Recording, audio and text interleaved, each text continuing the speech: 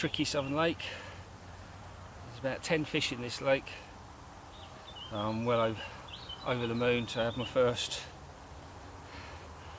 And what a stunning creature. 22-pound linear. I'd ripped off at 3 o'clock in the morning on a shallow plateau, fishing a single homemade pink pop-up using the Complex T attractors. Weeded me up a couple of times, had to go out in the boat. A bit of a palaver, but eventually I won the day with this. What a cracker. I'm over the moon, absolutely over the moon to get my first under the belt. Yes.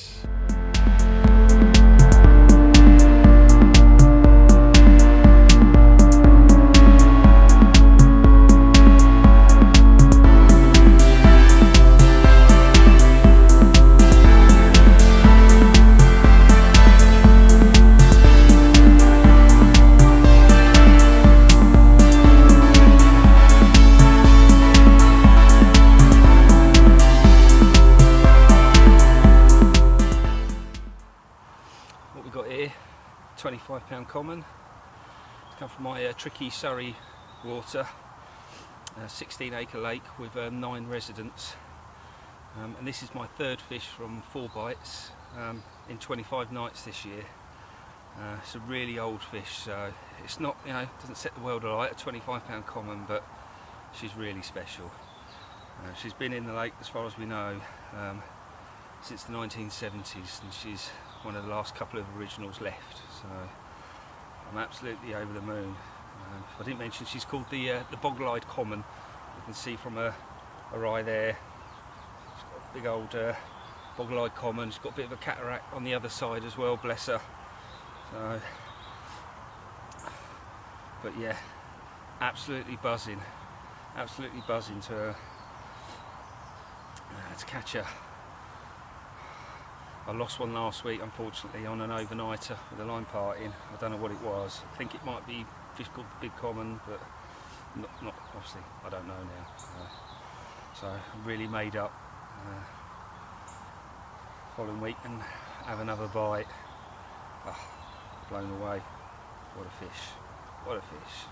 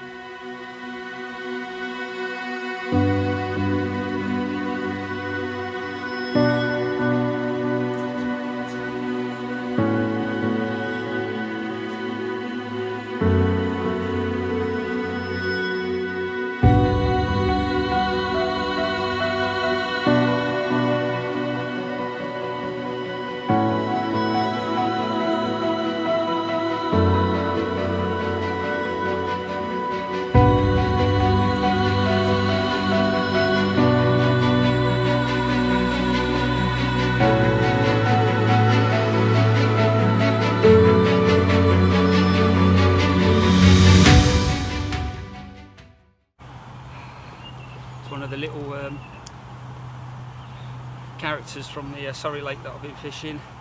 This is my 4th from the lake. And to be honest, it's been a year, nearly a year since my last capture, so absolutely over the moon with this. Just what I call a sneaky little overnighter midweek. So I'll be packing up and rushing back up the motorways in a minute for work. But look at that, what a lovely little filly. Mid double. It's one of the little males I've watched a few times last year and this year in the snags and that. Been swimming around with the big girl that I'm after. Yeah. Oh no, I'm absolutely made up with this one. Fell to a snowman with a little PVA stick. It was a complex T, 15mm bottom bait, and a little 10mm Crave pink pop up. Yeah. Oh, no. Hopefully I'm that one closer to the big girl. It's what, number 4 of 9 I think now. So come on. Oh, and it's a new moon as well. So it's one of those I just had to get down, you know.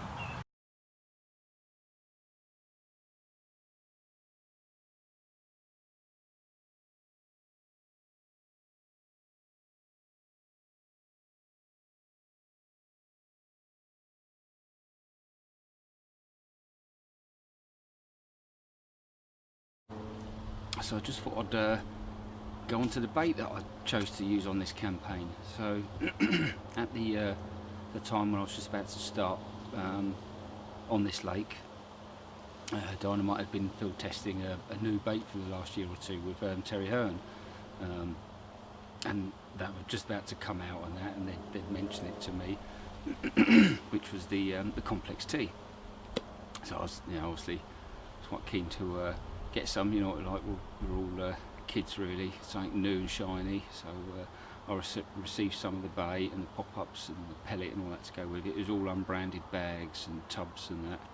And as soon as you opened it, you could just smell it and that. And basically, it was, for people who don't know, it's a sort of fish meal liver based bait, and it just smelled awesome, just felt great, and it was just really soft, just crumbly with all the CLO and bird seeds and that in it. I just knew this was probably the bait that I was going to use on this campaign. I say it just come out. So that was the boilie front, and that's what I was going to be using. 15s and 18s. Probably use 15s as whole, and then 18s sort of crumbed up in the mix.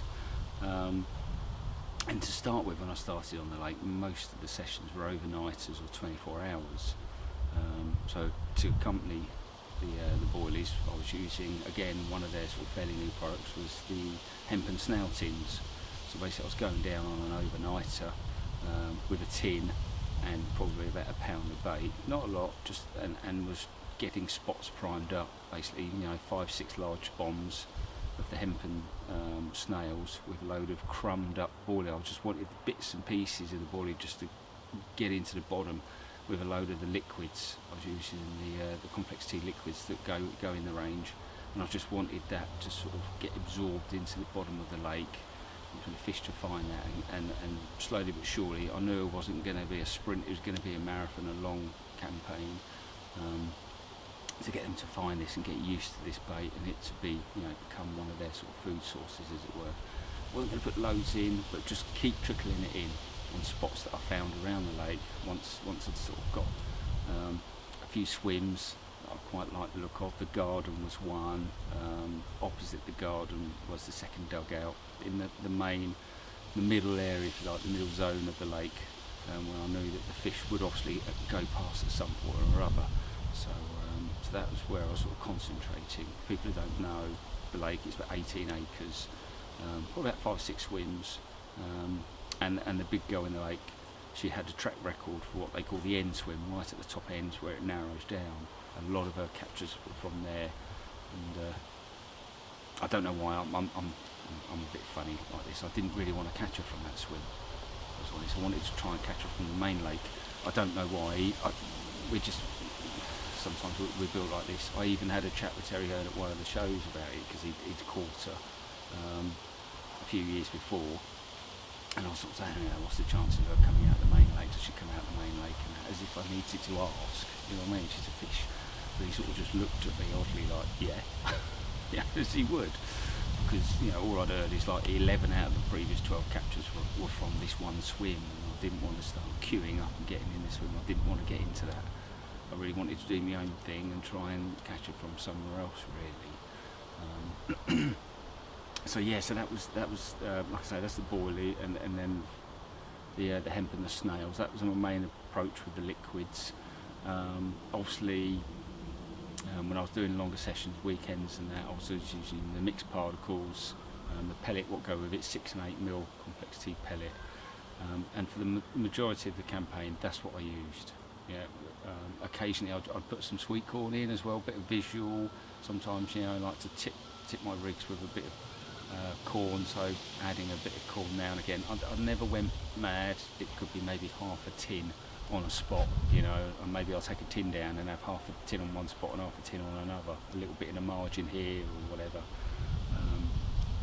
That was really the main approach. Things only really changed when on the bait front, when my circumstances changed in my life, when I basically I got offered redundancy at work, and I took it up, and that was towards the end of my 3-year campaign. Basically the last, I think it was 2-3 weeks, once I'd accepted redundancy and went, should we say, full time, and I started fishing in the week instead of the weekends with all the aqua park and the water sports and that. I changed my bait. Obviously, I couldn't have.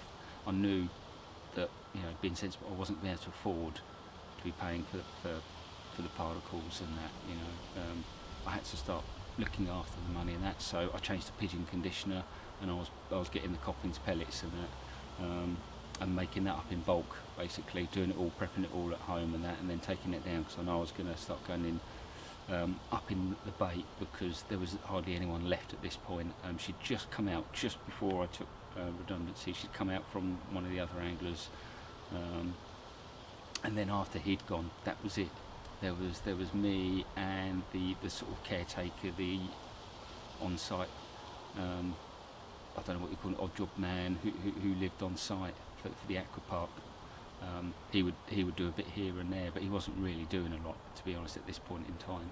So I switched over to the sort of pigeon conditioner, what you get in your pet stores, marriages, and I was making up a bucket of that, probably 6, 7, 8 kilos of that, prepping all that up over the weekends, ready for when I go down on a Monday, and topping up with a load of hemp. So I'd mixed it all up, so I've got a load of hemp, pigeon conditioner, I'd mixed all that up, and I was prepping that up at the weekends, and then I was adding the complex tea boilies to that, and that's what I was using. And I think she came out, I then went to France for a week, and then when I come back, it was on the second week, so it was on the second week trip that I did that it all panned out, and eventually saw her in the bottom of my net. And like I say, so that was really the bait that I used during this campaign.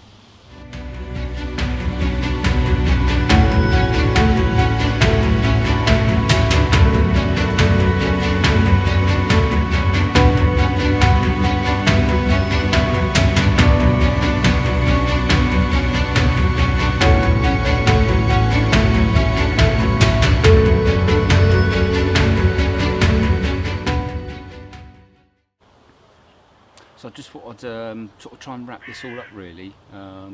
Obviously I didn't get a lot of footage of the big girl because she's old, and I didn't want to be holding her up and talking all about it and that really. So I just wanted to get a short little bit of footage on film of her and then get her back. So I thought I'd just talk it all through afterwards basically. So basically, as I mentioned in the bait section, and that, my baiting strategy had changed towards the end, and I was sort of fishing, or I planned to sort of fish Mondays to Fridays for a few weeks. I'd taken redundancy from work and was going to fish the summer basically, and try and get it, see if I could get lucky and catch her before going to autumn and I start looking for work again. I'd let one of the other anglers know that this was going on, and I think he was like, suddenly I'm going to be living on the lake and all that. So he suddenly had his own concocted his own little plan. I think it was around Father's Day, must have been June if I remember rightly, on the Sunday and that, and he went down and baited up a spot, or at least what he told me, 3-4 kilos or whatever. And on my first sort of, should we say, week session, Monday to, I think I was going to do a Monday to Thursday or something.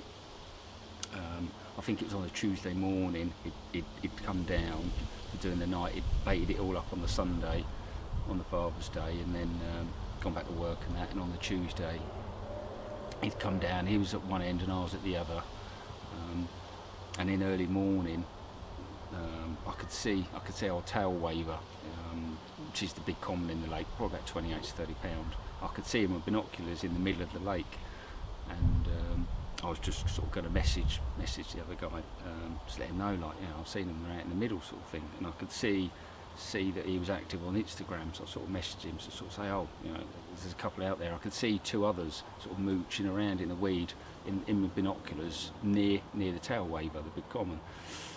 And then he just got the response back, which I sort of half expected. It was good weather and all that. I think it was a new moon or something. He goes, I've got her, Dan. That's it. And I was like, oh, all right, okay. He goes, give me a little while, let myself sort myself out and all that, and blah, blah, blah. So, and I'm not going to go through it all because it's his story. I'm sure he'll probably tell it at some point. So obviously, got my rods in, got all my bits and pieces, mats, camera and all that, and went out and basically, you know, give him a hand and sort him out and for everything and that. And then obviously he then left, and that was quite good timing, really, you know, that he'd had her and that, because obviously a lot of people were starting to think that she'd gone missing and blah blah blah. But I'd been seeing her for a few weeks now in 2 sets of snags, and I was trying to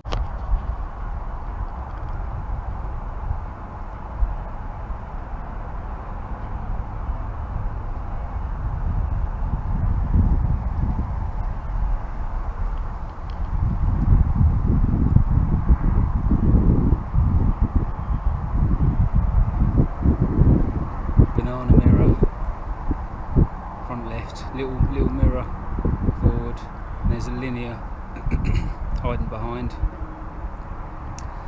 and the big girl, she's in that jungle. I can see her, just, she's not coming down to play.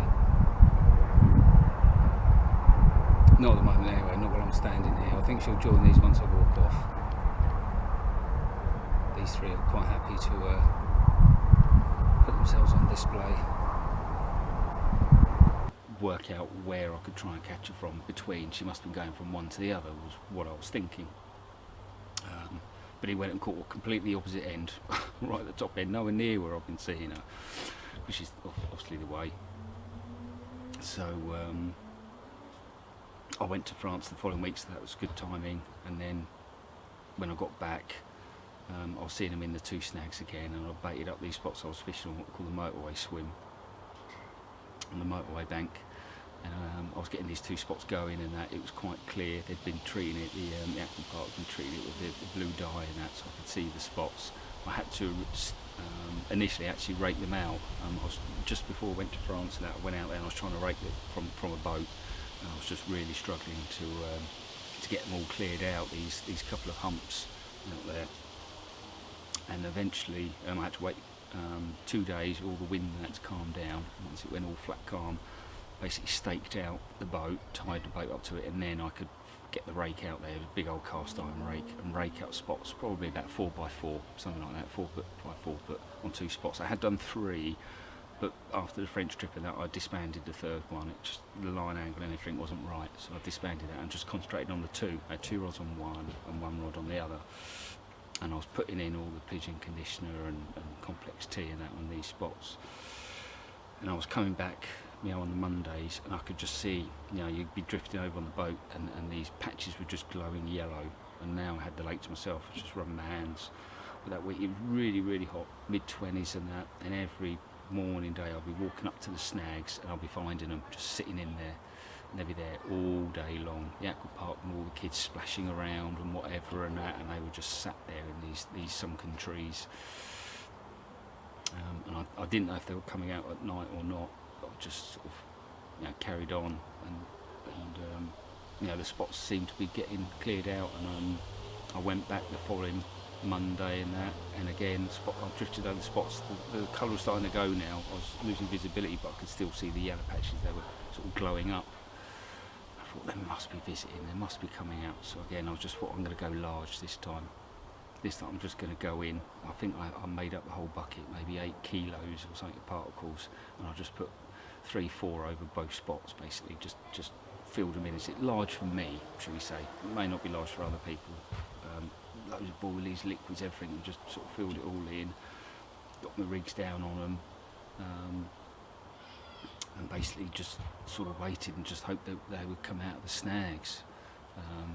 And I had seen the previous 2 weeks either side of the French trip, I had seen some sort of boils and movements. I knew fish were visiting the spots, but just not had any action. And then obviously it all just sort of fell into place in the last session. Basically, I'd seen them in the snags when I got down on the Monday. I'd filled in all the spots and that, and then that night I started getting some liners and all that, and I thought something's going on and all that. And then in the middle of the night, me right hand rod just obviously ripped off, and I just jumped into the boat, was straight out there, and had a boat battle in the weed and that, and there was a load of weed over the fish, but luckily got him in quite easily in the boat and that was the banana. An absolutely stunning creature.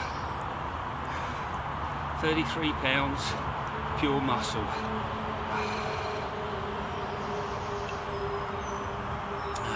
Bit of a boat battle this one was at 4 o'clock in the morning. Weeded up, had to get out there, and luckily she had a load of weed on her head. She went off on a little charge, but not too much, and there you go. She came to a chod, good old chod, on a hard gravel hump, 50 yards out, complex tea tipped with yellow plastic pop-up corn, over about 4 or 5 kilos of particles and a kilo of complex tea. So this is my 5th fish from the venue now. 33. Oh, it's just absolutely over the moon. And I waited till first light and rung my mate Dan, and he was going to come down and do the pics and all that.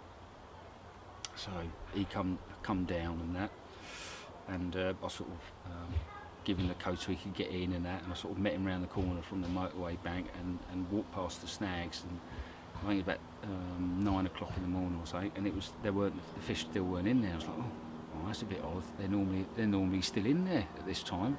What's going on? Why are they not in there? Oh, right. Oh, maybe they're still on you. Maybe they're still out there. And I was, oh, a bit late. It's getting a bit hot now.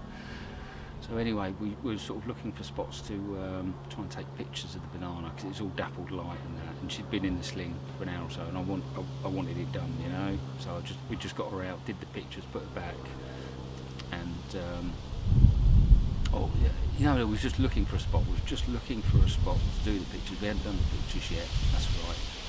And then suddenly one of the rods we were just walking back in swim. One of the rods just absolutely tore off and hit into the rod. Obviously in the wee bed, I just jumped in the boat and out there and that, and Dan grabbed his phone and started filming it all and that.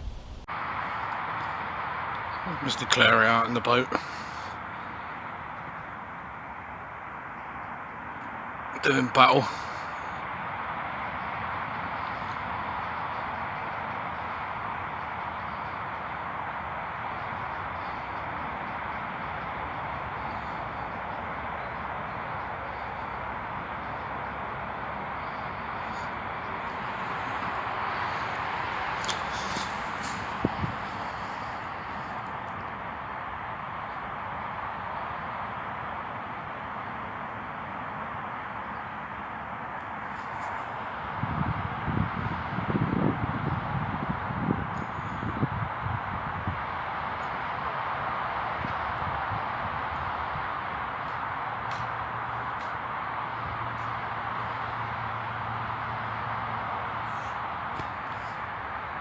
Get in there.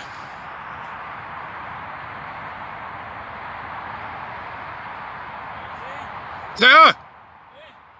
Get in there! Get in now! And it was caught on something and then the line just pinged off it. I don't know what, thankfully. I don't know what, and I don't think I really want to know, but it came off something, and suddenly I was in contact with the fish again. And as it came up in the murky water, I could just see this big yellow thing, and I thought, oh, it's her, it's got to be her. And as she just came up with a bit of weed and literally just instantly just quickly scooped the net up, and in she went, and I was like, oh, thank God it was that easy. After 3 years, it was the easiest fight ever, and got her in and just yelled, Daisy, Daisy, I got her at Dan, like, and he's what, and that was it. There she is, big girl. One I've spent 3 years and 104 nights for.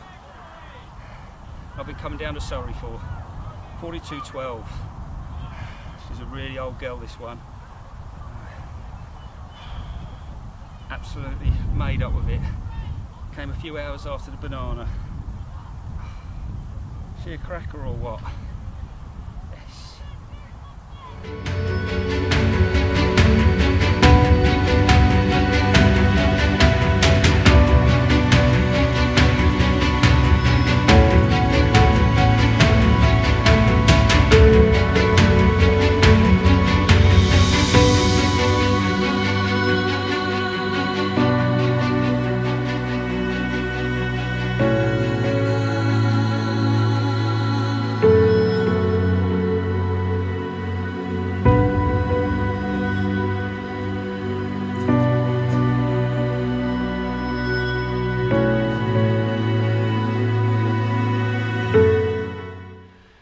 To get back and sort it all out. I only had one retainer, so I had to try and sort it out. The banana and Daisy both were lying there. We never took any pictures, but they were both lying together on the mat, together, like, so quickly put Daisy in the retainer and then took the pictures. Banana slipped it back because banana had been in the retainer, and then was looking at the pictures and light, and they weren't very good, so we then had to move. We moved somewhere else where it was just clear light, one of the fields at the back of the point, and did the pictures of Daisy and then slipped her back. So it's like just you know, that's how it all unfolded, really.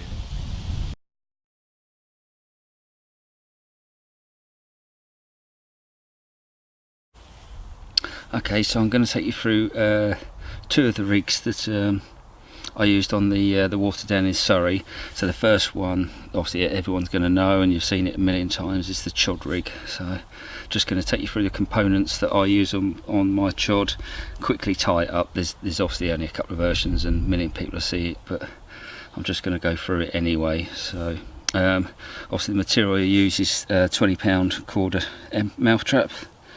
The hooks I've got is the ESP Cryogen stiff rigger size 5. I have also got some hand sharpened ones, but the Surrey water is quite there's a lot of rocks and boulders and bricks and stuff like that on the bars, and so it's quite a savage water, so I prefer to have the hooks out the pack for that water as opposed to the sharpened ones that can burr over from the small fish or the tench and that. So I stuck to those ones, and then I use a medium ring. I like to have a bit of movement. And then size 11 ring swivel. So they're the main components that basically I use to tie up my chod. So if I take a hook out of the pack,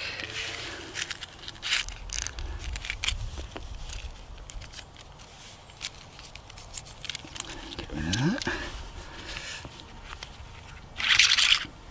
just snip a bit off.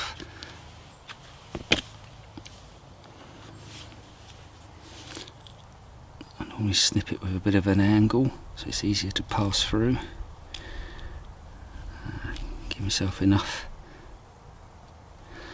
line to play with, and then with a size 5 I do 7 wraps. 1, 2, 3, 4, 5, 6, 7, and pass that back through the eye,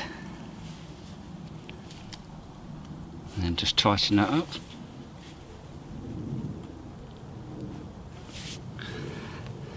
Nice and tight, the line on the back of the shank. Then I'll just get a medium ring,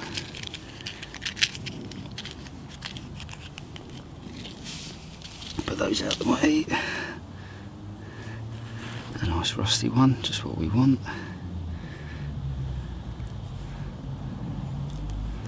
Not, I mean, joking. I need just to snip that, as I said, put an angle on it, make it pass through the hook a bit better. Push that ring down. And there you go, see, you just got that angle, put the point to it. And then, most people have tied the chod anyway, but for anyone who hasn't, just I pull that just slightly tighter than I actually want the D on the back, snip it. They're quite short, and I just get the lighter.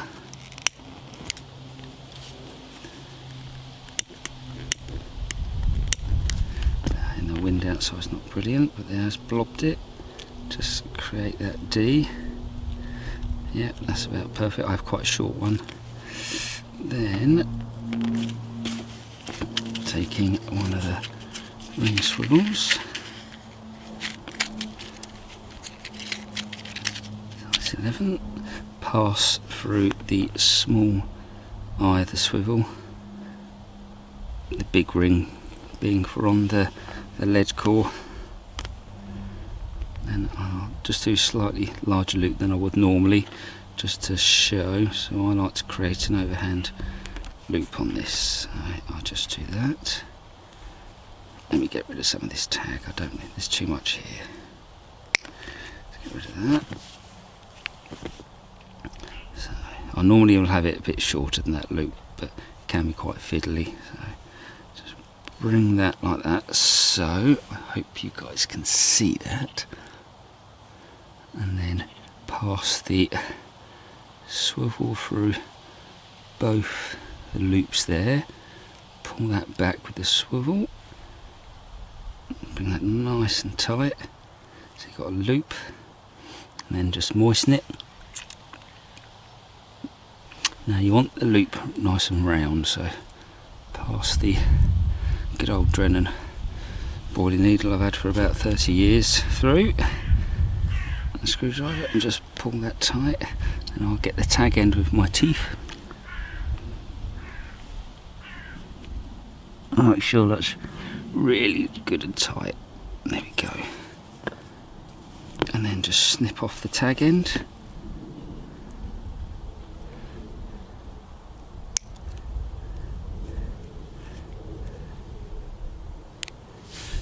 Put that down there. And there is my loop, chod with a loop. And I'll just, smooth that off, creating a bit of a curve. I don't have an aggressive curve. This is probably about the right length, maybe a little bit shorter, and straighten that loop off. Like I say, you can see it's got a rounded loop. If I'd have pulled it tight and not with the swivel, then that would have been really thin, narrow, and had a weak point. I like it to be nice and round. And basically, Blue Peter style, here's one I made earlier. So this, what I'm using here, is a Complex T 15mm food bait pop-up, tipped with a bit of yellow corn, and probably sit about like that. And that's what I caught the banana on.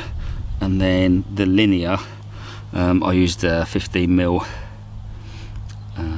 washed out pink Crave 15mm pop-up on its own without the corn. So basically that rig there, which like I say everyone's seen a million times, is what caught me 2 of the 6 fish. So now we'll go on to the second rig. Okay, so moving on to rig 2. It's the 360. Gets a bit of a bad press, but as long as you unhook the fish in the net, it's no worse than any other rig we use, basically, as far as I'm concerned. But I have to stress that as and when you play a fish in and you net it, first thing, bite that line, go and get and either if pop that hook out or get some forceps if you need to, and unhook that fish in the net, because the swivel extending off the eye of the hook is what gets caught in the net if you lift it. So I stress, As long as you do that, there's nothing wrong with this rig at all as far as I'm concerned. So I'll start with the components. So the material I was using was obviously Gardner's Ultra Skin 20mm 25 pound, sorry, brown. The hooks, generally I use the Carp Spirit medium curve shank MCS size 6 on this lake, but on other lakes like Horton and things like that I use a size 8, a quite small hook with a 12mm boilie, but on on the Surrey water it was a size 6 with a 15mm pop-up. If you struggle to get hold of these, sometimes I do. I'm lucky. Browns in Leighton Buzzard normally stock these. Then it's very similar. Is the called a curve shank in a size 4, or the ESP curve shank in a size 4 as well. I find their 4s are the same as the Carp Spirit 6s basically. Then you've got again a medium ring and the size 11 ring swivels. And then you've got the shank stops. Now for the medium ring you have to use the small, or basically the larger of the two in the ESP shank stops. There's basically these little minis and then the smalls. The minis I don't use. I don't like small rings, not enough movement on the rig either for a Ronnie, 360, spin or whatever, so these are useless. But it's the small is what I use. It can be quite fiddly, but let's have a go, shall we? So if I take a hook out,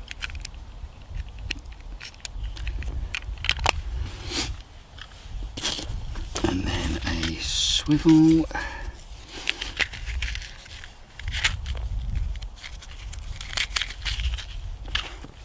simply pop the swivel. So again, the ring around to the end of the shank, like that. That's the easy part. Then get the shank stop. So what you need to do, most people will probably know already, but again, just for completeness, you need 2 of those.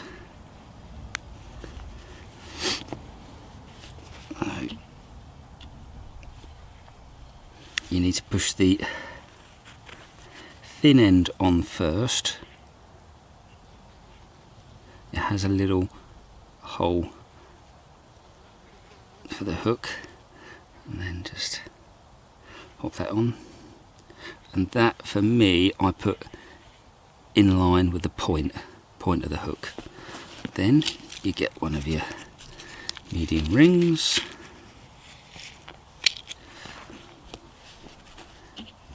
pop that over the hook point like so, and then on the second shank stop put the fat end on first, so that then stops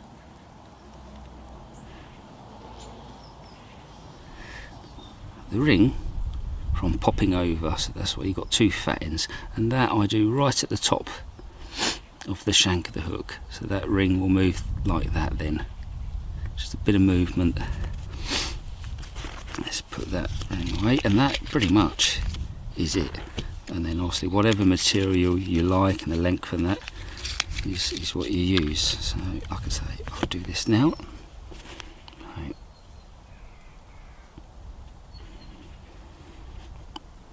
Just pop that through the big ring, and I'll do a 5-turn grinner, so like that, and back on itself, and then 1, I'll do that again, 1, 2,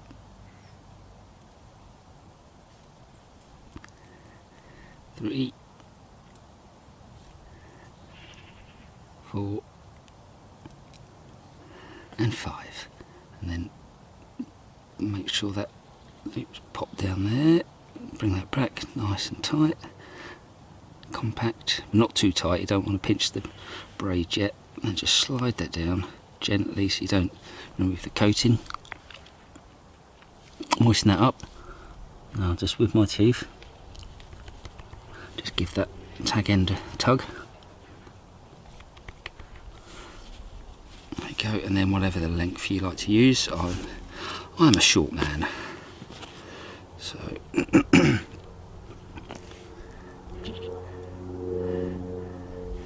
probably about 5-6 inches, I'm guessing.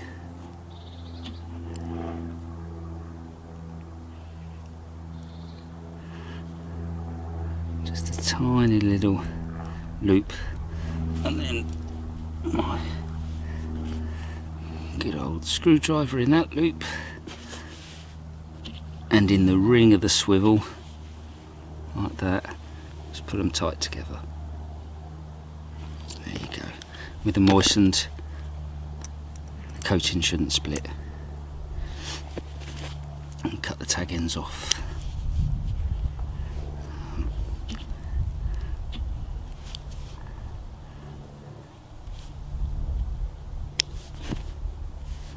And there is a 360 rig. Sits like that. And then the tail ends depends on what type of rig. If it's a lead clip system, then I use one of these little tiny tails, again from Carp Spirit, or if it's a heli system on a leg core or something, then I use the tapered sleeves from Corda. And basically, here's one I made earlier. I'll just pop that needle in there just so you can see how it would sit. And that rig there, it would probably sit about that. I don't think I needed any putty on this time. Sometimes you have to do, and that would be pushed in. It'd be a bit more smoother. That's what caught me the big girl Daisy over a load of spod, boilies and particles. And like I say, just check the pop-up each time. Sometimes the hook might not be enough to hold it down. You might need to put a bit of putty on. I normally put it on the knot there in the ring, so it'd be that height. Or you can shave it off, you know, just trim bits off the bottom of the boilie sort of thing, you know, just to get it to balance nicely. Depends on how you prefer to fish. Me personally, I prefer this to the Ronnie or the spinner. I just think it's a bit closer to the deck, and it moves around more freely than those. Basically, the Ron or the spinny came about because of the mouth damage that the 360 could do if you didn't unhook the fish in the net. As I repeat, as I started this out, that is key. If you do that, there shouldn't be a problem.